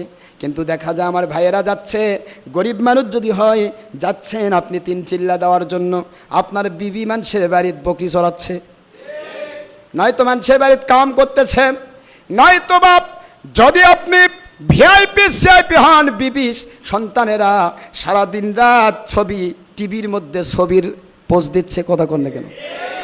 টিভির মধ্যে সারাদিন ছবির মধ্যে বসে আছে। আপনি কি শিখলেন, কি শিখাচ্ছেন? আল্লাহ বললেন পরিবারকে জাহান্নাম থেকে বাঁচাও, আর আপনি যাচ্ছেন ইন্ডিয়াত। কথা বুঝছেন না? বোঝেন না? এই জন্য বলবো এগুলি ইসলামী শরীয়তের তবলিগ নয়। শরীয়তের তবলিগের ভিতরে আপনার হচ্ছে রোকন হচ্ছে 5টা। কয়টা? উসুল কয়টা? আন আবি হুরায়রা রাদিয়াল্লাহু তাআলা আনহু কানা ক্বালা রাসূলুল্লাহ সাল্লাল্লাহু আলাইহি ওয়াসাল্লাম বুনিয়াল ইসলামু আলা 5 শাহাদাতি আল্লা ইলাহা ইল্লাল্লাহ ওয়া আন্না মুহাম্মাদান আবদুহু ওয়া রাসূলুহু ওয়া ইকামিস সালাতি ওয়া ইতাইজ যাকাত ওয়া সাওমি রমাদান ওয়াল হজ। রাহুল বুখারী, মুসলিম, ফাইদুল বারী, ফাতুল বারী ওয়া গায়রা যালিকা 50 কিতাবান সহিহা। আমার নবী পাক সাল্লাল্লাহু আলাইহি ওয়াসাল্লাম বলেন আমার ইসলাম হচ্ছে 5টি উসুলের উপরে প্রতিষ্ঠিত। উসুল আর বুনিয়াদ এক জিনিস, যেরকম সুবহানাল্লাহ। আমার ইসলাম 5টি স্তম্ভের উপর প্রতিষ্ঠিত। এই 5টি স্তম্ভের প্রথম স্তম্ভ হলো ঈমান। প্রথম স্তম্ভ কি? ঈমান। আমার আল্লাহ এবং নবী পাক সাল্লাল্লাহু আলাইহি ওয়াসাল্লামের প্রতি ঈমান আনা। 2 নম্বর হচ্ছে নামাজ, 3 নম্বর রোজা, 4 নম্বর হজ, 5 নম্বর যাকাত। আল্লাহ রাব্বুল আলামিনের হাবিব বলেন এই 5টি উসুলের উপর আমার ইসলাম প্রতিষ্ঠিত। কিন্তু সয়সরি তবলিগ ভাইয়েরা বানালো 6টা। কয়টা? কলেমা নামাজ নিছে, এরপরে হজ যাকাত আর রোজা উসুল থেকে ছেড়ে দিয়েছে, ঢুকাইছে কি আর 4টা ঢুকাই নিল তাসিয়ে নিয়ত, তারপরে আপনার এর মধ্যে কি, তারপরে নফর ফি সাবিলিল্লাহ, তারপরে ইকরামুল মুসলিমিন। মুসলমানের সম্মান নাম করে একটা উসুল তারা ঢুকালো, অথচ হক্কানি আলিমদের সম্মান তো দূরের কথা, তাদের বিরুদ্ধে সারাদিন মিথ্যা কথায় রত হয়ে গেল। আল্লাহর হাবিব যে বললেন উপরে খালি মিশাই মিষ্টি মিষ্টি ভাষা, আর ভিতরে হলো ইবলিসের মতো, জোরে কন নাউজুবিল্লাহ। দেখছেন উপরে সাজালো, নতুন করে 4টা ঢুকালো। আপনারা বলেন তো দিনে কয় ওয়াক্ত নামাজ ফরজ? কি আপনাদের কি মন খারাপ নাকি? কয় ওয়াক্ত ফরজ? 5 ওয়াক্ত নামাজের মধ্যে যদি আমি ফজর আর যোহর নিলাম, আসর মাগরিব এশা ছেড়ে দিব, দিয়ে এবার আরও 4টার মধ্যে ঢুকালাম, ঢুকে 6 ওয়াক্ত দিনে ফরজ করব, মানবেন তো? হ্যাঁ, মানবেন না? দিনে 6 ওয়াক্ত নেই যদি, তাহলে আপনারা বলবেন হুজুর আপনি কোত্থেকে নাজিল হলেন? ইসলাম কি নতুন নাজিল হলো নাকি? আর একটা নামাজ রোকনের মধ্যে দ্বিতীয় একটা রোকন, এ নামাজের ভিতরে যদি কম বেশি করা হয় তাহলে তার ঈমান থাকবে না। 2 ওয়াক্ত ছেড়ে দিয়েছি, 3 ওয়াক্ত ঢুকাইছি, আর ওয়াক্ত ঢুকাইছি, 3টা ছেড়ে দিয়েছি, 2টা নিছি, এটা তো এফরাত তাফরিত হয়ে গেল। নামাজ যদি এরকম করে তার ঈমান থাকবে না, তাহলে ইসলামী শরীয়তের বুনিয়াদি বানানো হলো উল্টাপাল্টা, তার ঈমান থাকে কেমনে? এই জন্যই তো এরা ইসলামের বিরোধিতা করে, এই জন্য তো এরা হক্কানি আলিম ওলামার বিরোধিতা করে, এই জন্য এরা ওলি আউলিয়ার বিরোধিতা করে, এই জন্য এরা নামাজ রোজা হজ যাকাতের লেভেলে সত্যিকারের ইসলাম থেকে মানুষকে দূরে সরিয়ে দেয়। কারণ হচ্ছে এরা হচ্ছে হুজুর পাক সাল্লাল্লাহু আলাইহি ওয়াসাল্লাম ওনার কথা মোতাবেক এরা বাতিল 72-এর আওতাভুক্ত, এরা হকপন্থী নয়। এরা ধীরে ধীরে আপনার ভিতরে ঘুণ পোকার মতো কেটে ঈমান নষ্ট করবে।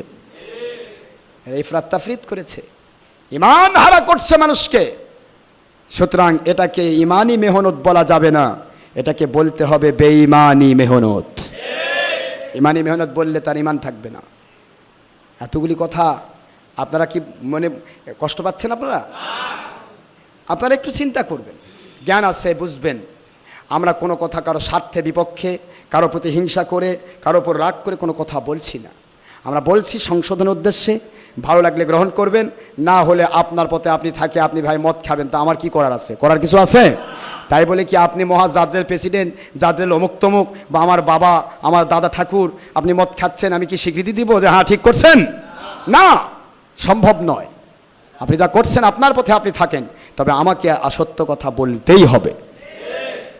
তবলিগীদের ভিতরে আমি আকিদাগুলো সামান্য একটু আকিদা আপনাদের বুঝে দিয়ে আমি শেষ করতে চলে আসতেছি। সয়শ্রী তবলিগের ব্যাপারে কেন ফুরফুরা, মেদিনীপুর, জৈনপুর, সরসিনা, ঠনঠনিয়ার সুফি জল আবেদিন রহমতুল্লাহ সহ যশোরী হুজুর কিবলা, করটিয়া, তারপরে আপনার সোনাকান্দা, সারা বাংলাদেশ শুধু না হয় সারা পৃথিবীর সমস্ত হক্কানি ওলি আউলিয়াগণ এবং আউলাদে রসুল সাল্লাল্লাহু আলাইহি সাল্লামগণ যত পৃথিবীতে এসেছেন, সকলে কেন সয়শ্রী তবলিগের বিরুদ্ধে বই লিখেছেন? কেন তারা সয়শ্রী তবলিগ করেন না? কেন তারা খারেজিদের পক্ষে কথা বলেন না? তার একটাই কারণ, তারা হলো বাতিল ফিরকা। আমরা একা বলবো না তো, আমাদের একার কোনো কাজ নয়, কাজ হলো সকল হক্কানি আলিমদের। এদের কি কাজ, কি রকমের বিষয় দেখেন। কোরআন সুন্নাহর মতে তবলিগের, কোরআন সুন্নাহর মতের তবলিগ আর সয়শ্রী তবলিগির মধ্যে পার্থক্য কোথায় একটু দেখুন। মূল কিতাব কোরআন সুন্নাহর তবলিগে মূল কিতাব হচ্ছে কোরআন সুন্নাহ ইজমা কিয়াস, আর তবলিগীদের মূল কিতাব ফাজাইল আমল, মুরব্বীদের সস্তা দলীয় বক্তব্য। কথা বুঝতেছেন তো? কোরআন সুন্নাহর তবলিগে হচ্ছে নিজের পরিবার ও সমাজ থেকে শুরু, পরিবার থেকে শুরু। হুজুর পাক সাল্লাল্লাহু আলাইহি ওয়াসাল্লাম দাওয়াত আগে আবু জাহেলকে দিছে না স্ত্রীকে দিয়েছে? আর এরা স্ত্রী করতেছে বেপর্দা বেহা, স্ত্রী বেপর্দা বেহা, আর উনি যাচ্ছে চিল্লা মারবা। কথা বুঝতেছেন তো?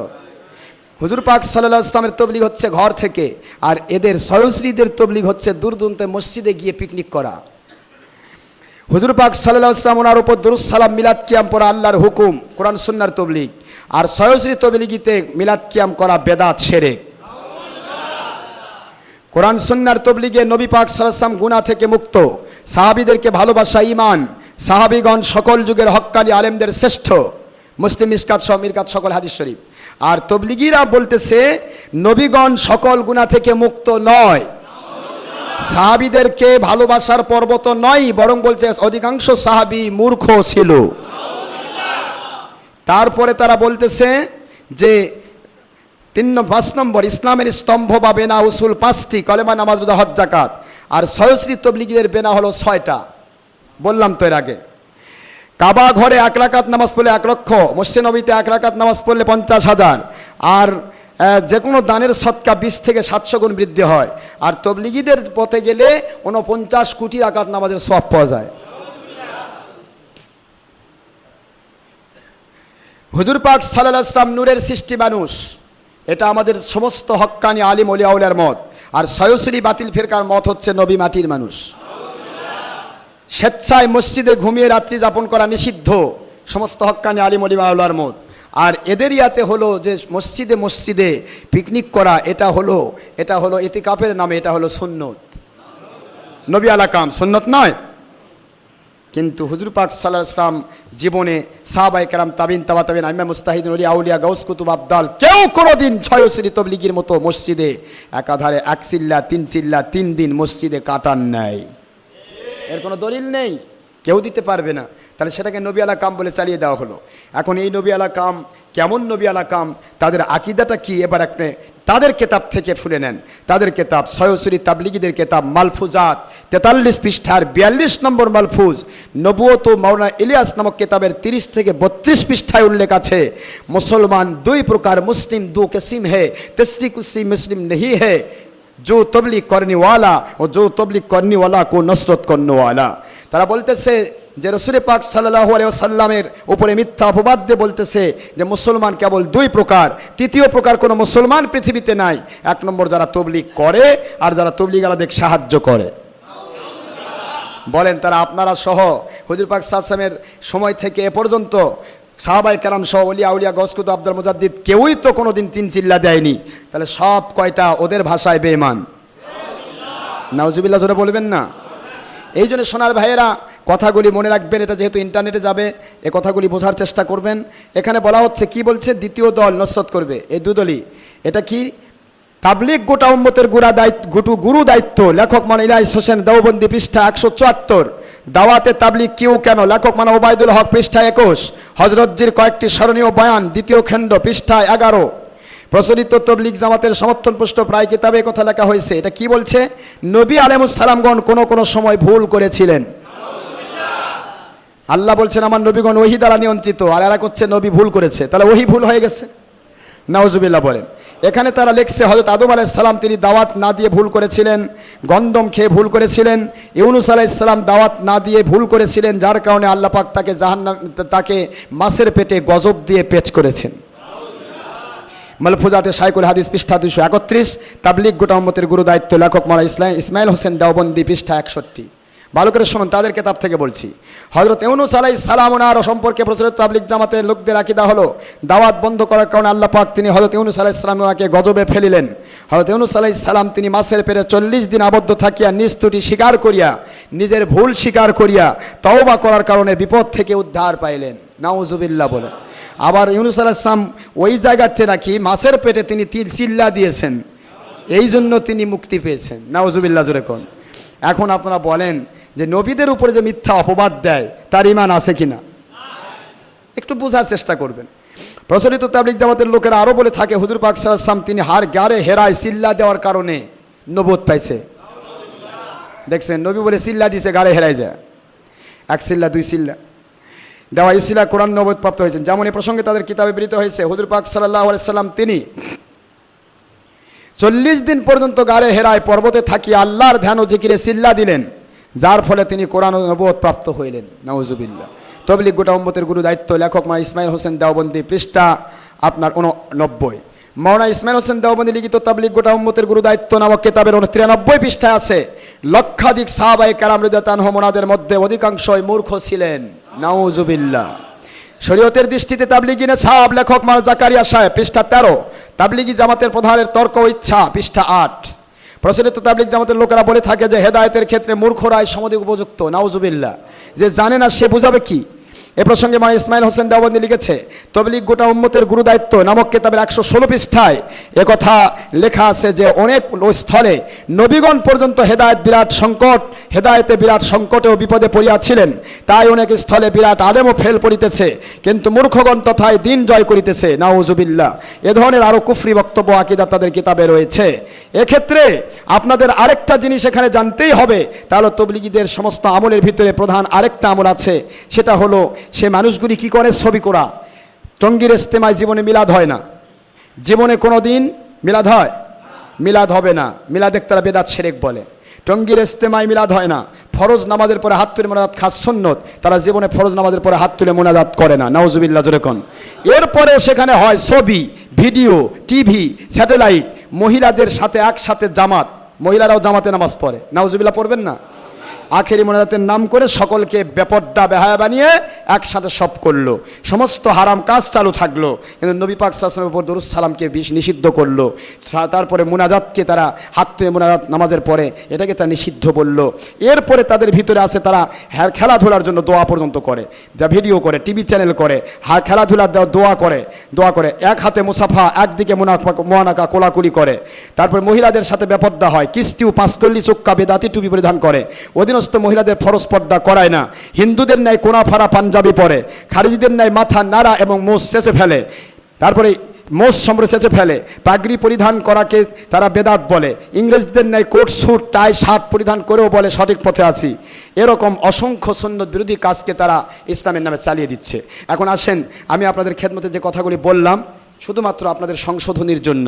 এ কথাটা ইন্টারনেটের মাধ্যমে সারা পৃথিবীর মধ্যে যে ভাই শুনবেন তিনি একটু নিজেকে জিজ্ঞাসা করবেন, বিবেককে জিজ্ঞাসা করবেন, এ কথাগুলির পরেও, এ ধরনের আকীদা পোষণ করার পরেও এবং কোরআন সুন্নাহর মাহফিলে বাধা দিয়ে বন্ধ করে দেওয়ার অপচেষ্টা করার পরেও, হক্কানি আলেম ওলি আউলিয়াদের বিরুদ্ধাচরণ করার পরেও সয়সী তবলিগীরা হক পথে আছে নাকি তারই বাতিল ফেরকা, নিজের বিবেককে জিজ্ঞাসা করুন।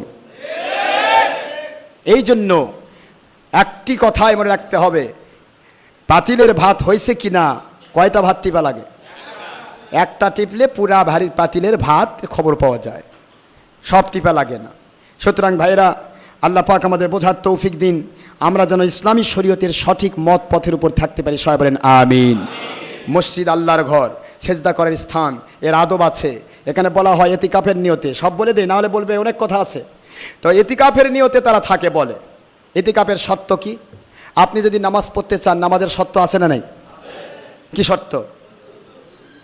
গোসল ফরজ হয়েছে, গোসল করতে হবে। যদি গোসল ফরজ না হয়, অজু করতে হবে। কথা ঠিক তো? অজু না করে নামাজ হবে? নামাজ যেমন, নামাজের শর্ত যেমন অজু করা। মসজিদে যদি কেউ ইতিকাফ করতে চায়, ইতিকাফের শর্ত হচ্ছে, প্রথম শর্ত রোজা রাখা। জোরে বলুন সুবহানাল্লাহ। ইতিকাফের নামে মসজিদে পিকনিক করা যাবে না। ইতিকাফের প্রধান শর্ত রোজা রাখা। দ্বিতীয় নম্বর শর্ত, মিনিমাম 3 দিনের নিচে ইতিকাফ করতে পারবে না। রমজান মাসের শেষের 10 দিন সুন্নতে মুআক্কাদাল কিফায়া পুরা এলাকার মধ্যে 1-2 জন পালন করলে আদায় হয়। কেন? সবাই তো পালন করতে পারবে না, কারণ মসজিদের বেয়াদব, মসজিদের সাথে আদবের খেলাপ করা যাবে না। এই জন্য রমজান মাসে সেই মানুষটি ইতিকাফ করবে যার হালাল হারাম সম্পর্কে জ্ঞান আছে, মসজিদের আদব সম্পর্কে জ্ঞান আছে, যার স্বপ্নদোষ হওয়ার সম্ভাবনা কম আছে, ইবাদতের মধ্যে সময় কাটানোর হিম্মত যার বেশি আছে। ওমের পক্ষে যেই মানুষ রমজান মাসে ইতিকাফ করবে, অবশ্যই তিনি রোজা রাখেন। রোজা ছাড়া ইতিকাফ করতে পারবে না, কারণ ইতিকাফ করার উদ্দেশ্য হচ্ছে শেষের 10 দিনের বেজর রাত্রে সবে কদর তালাশ করা। জোরে বলুন সুবহানাল্লাহ। 3 দিনও যদি, মিনিমাম 3 দিন ইতিকাফ করতে হবে শর্ত। আর এই 3 দিনের ভিতরে আরেক শর্ত, আপনার মসজিদের বাইরে যদি একটি জানাজা নামাজ সংগঠিত হয়, এটা যদি কোনো তবলিগালা বা ইতিকাফকারীর বাবাও হয়, সে জানাজায় সে শরীক হতে পারবে না। জানাজায় যদি শরীক হতে যায়, ইতিকাফ সঙ্গে সঙ্গে বাতিল হয়ে যাবে। জোরে কোন সুবহানাল্লাহ। কারণ জানাজা ফরজে কিফায়া নামাজ, জানাজা ইতিকাফকারীর উপর বর্তাবে না। জানাজা সহ যত প্রকার দুনিয়াবি অন্যান্য কত কাজ আছে, কোনো কাজে বের হওয়া যাবে না। জানাজা একটা ইবাদত হওয়ার পরেও সেখানে তিনি এখানে অ্যাটেন্ডেন্স দিলে ইতিকাফ নষ্ট হয়ে যাচ্ছে। সে জায়গায় সয়সী তবলিগি ভাইয়েরা ইতিকাফের নাম করে বাইরে যায়, বিড়ি সিগারেট তামাকু খায়, রাস্তায় দাঁড়িয়ে বিভিন্ন রকমের খাদ্য খাবার খায়। এরপরেও আবার দেখা যায় বাড়ি বাড়ি যাচ্ছে, গুতাগুতি করতেছে, যায় ডাকতেছে আসসালামু আলাইকুম, মসজিদ থেকে লোক আসছি। অধিকাংশ মসজিদে, অধিকাংশ বাড়িতে বিকালবেলা পুরুষ মানুষ থাকে না, বাড়ির থেকে মহিলাগুলা বের হয়। কথা কন না কেন? ও সোনার ভাই, বাইরে গেল, মহিলা দেখলো, রাস্তাঘাটে চললো, সারাদিন ধরে বাজার করলো, ঘাট করলো, এমনকি পার্ট টাইম দিয়ে নিজের বিভিন্ন চাকরি বাকরিতে অংশগ্রহণ করলো। আর ওখান থেকে ফিরে এসে মসজিদে এসে ঈশা নামাজে অ্যাটেন্ডেন্স দিয়ে ওই জায়গাতে জম্মের খাওয়া খায়া সারা রাত জম্মের মতো ঘুমিয়ে দিল ফোঁসফাঁস করে। আর এটাকে তারা ইতিকাফ নামে চালিয়ে দিল। অজু ছাড়া নামাজ পড়লে যেমন হয়, এই ইতিকাফও ঠিক সেই মার্কা ইতিকাফ। এটা ইতিকাফ নয়, এটা ভুল। ইতিকাফ হচ্ছে আল্লাহর সন্তুষ্টির জন্য ইবাদতের মধ্যে কাটিয়ে দাও।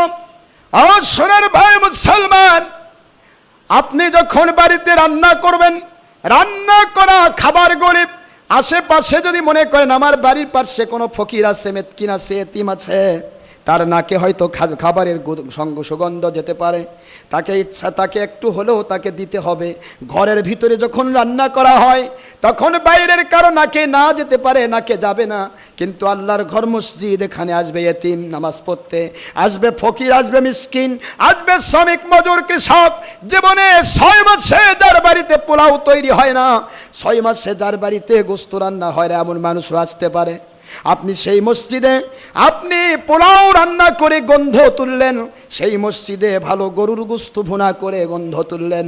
অথচ একটি দিন শুনলাম না, আজকের দিনে যত ফকির মিসকিন এসেছেন আপনাদের দাওয়াত দেওয়া হলো, বরং ওই মসজিদের ইমাম, মুয়াজ্জিন এবং মসজিদের কমিটির সদস্যদেরকে বোবা বানিয়ে দেওয়ার জন্য, নিজেদের স্বার্থে আর যেন কোনোদিন তবলিগের বিরোধিতা করতে না পারে, এই উদ্দেশ্যে তাদেরকে দাওয়াত করে জম্মের খাওয়া খাওয়াইয়ে দিল।